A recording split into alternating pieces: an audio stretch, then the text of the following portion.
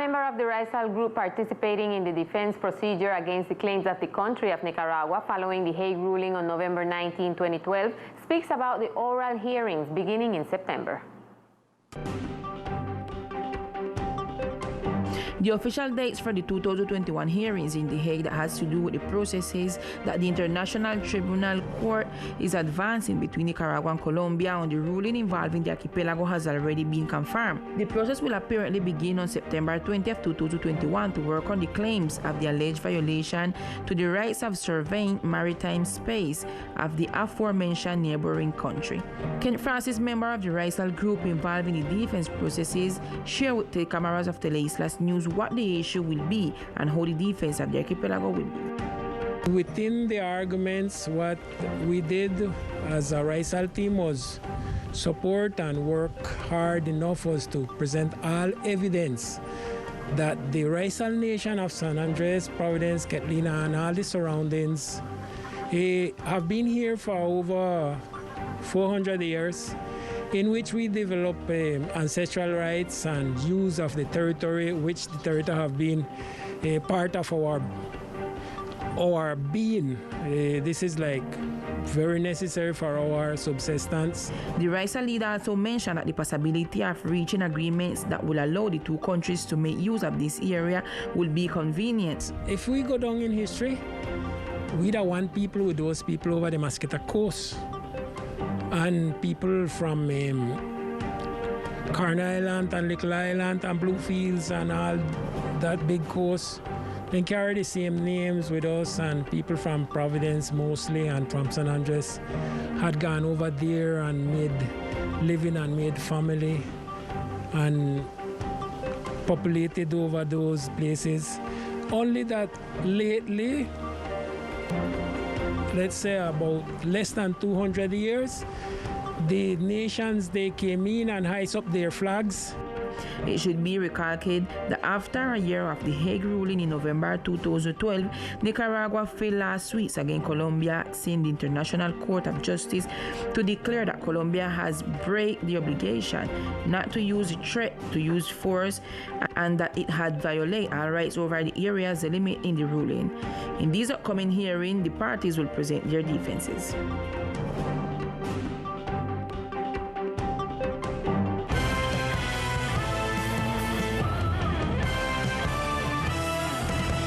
In view of the excess of garbage without proper collection for almost 15 days and the community's dissatisfaction, Trashbusters confirmed in a press release that they have already activated a contingency plan to solve the problem.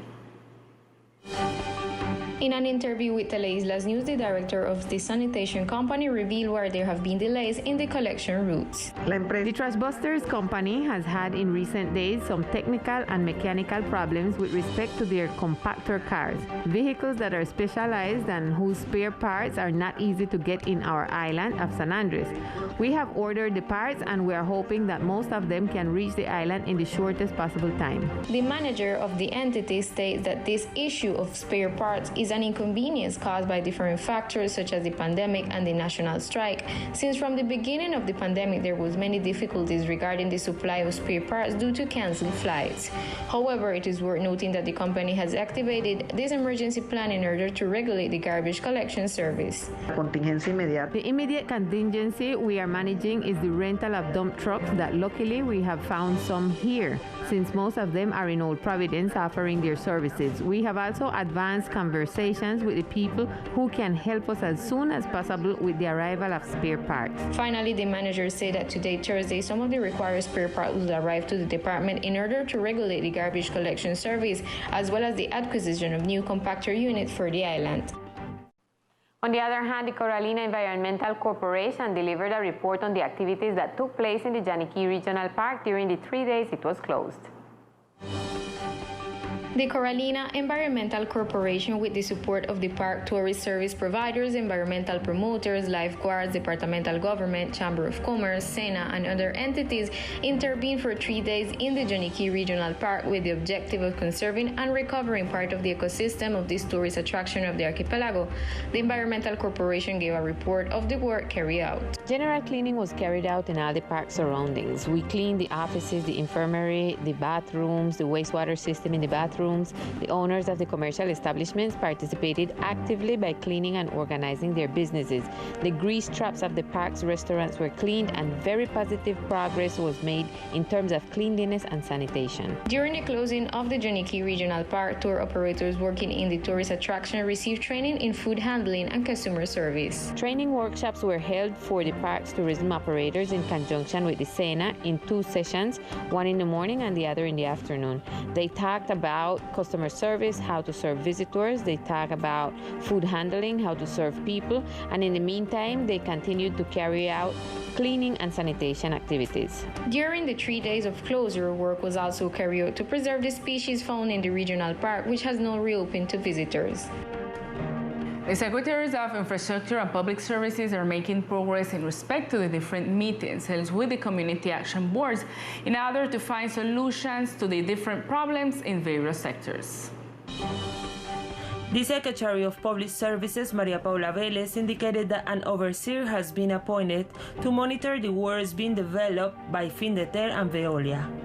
We have held together with the Secretary of Infrastructure different meetings with the community where we asked Findeter, who are executing the works, to make a presentation to the presidents of the community action boards of the Federation so that they can learn about the projects and follow up on them. We also appointed a monitoring agent to the works under execution by Veolia and Findeter. Expanding on information, the Secretary of Infrastructure spoke about the projects that have already started. This project of District 4, where all of Guinea-Hen, Serrania, and even where the control tower is located, has the first phase that is already being executed. It includes 6 months of study and design and ends in January 2022. Then comes the second phase, which is the acquisition of awards, and then the execution as well. It is expected that the improvement works and the progress in the works being developed by the contractors will be completed in an optimal manner with the support of the citizens' oversight. And the following is the daily report of COVID-19 for the department. According to the National Health Institute, the department registered 2 new cases today, giving a total of 6,721 cases since the beginning of the pandemic. The coronavirus fatality rate on the islands continues to decrease. In addition, the intensive care unit continues with a low occupancy rate. Herd immunity is progressing at a good pace. Until July 28th, 70,641 doses have been applied in the archipelago.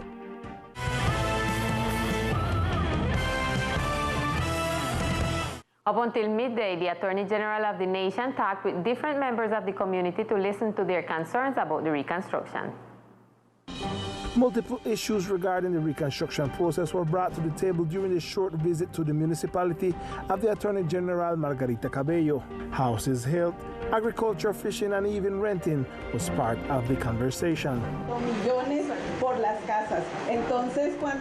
Millions for the houses, so when the government says there is a rent subsidy, which is 800,000 pesos, but they're charging 1 million, 2 million, 3 million for a place. The reactivation of agriculture has not been possible. At this moment, our farmers, old, young, anyone, would already be selling their products, their corn, their melon. In this sector, the gutters are full of sewage, and that sewage is poured at night, both in the gully there, where there is a bridge over it, and in the one over here. The only thing we are asking for is what we have the right to.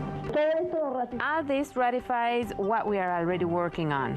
What have we started to do? We have made demands. We demand and demand answers. If there is no response, we get tired of making demands and we open investigations.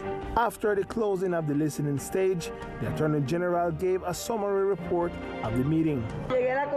I came to the conclusion that there is a problem of need for prioritization, a need for information dissemination, a need for coordination, a need for a clear and strict work plan that the whole community knows about. And that is why we are going to serve as intermediaries. Everyone wants to help, but there is no proper coordination. The public servant concluded by informing that they will work quickly so that they can move forward with everything that the island requires. On the other hand, the installation of the desalination plant to supply drinking water to the islanders is progressing, while the adaptation of the reservoir in Old Providence is being completed. The installation of the desalination plant to be used during the dredging of the Freshwater Bay Reservoir is progressing satisfactorily. This plant is on the island thanks to the work of the National Unit for Risk Management. We are making good progress. The idea is that we will be able to supply water at the beginning of August, approximately August 8. Before that, we need to guarantee that the water we are going to supply is of good quality. Some tests will be carried out at the beginning of the month. The idea is that by July 30th, we can make the measurements to see if there are leaks and that the parameters are within the regulations. The plant, which was contracted in Mexico, arrived to help prepare the entire water service infrastructure in the municipality. Contractually, we have a minimum supply of 300 cubic meters per day. The plant has a capacity of 400 cubic meters per day. So, depending on the needs of the mayor's office in terms of water supply, the plant will be able to play with the water flows that are being requested on a daily basis. With this project, the national government will seek to guarantee a minimum of 65 liters of water per person.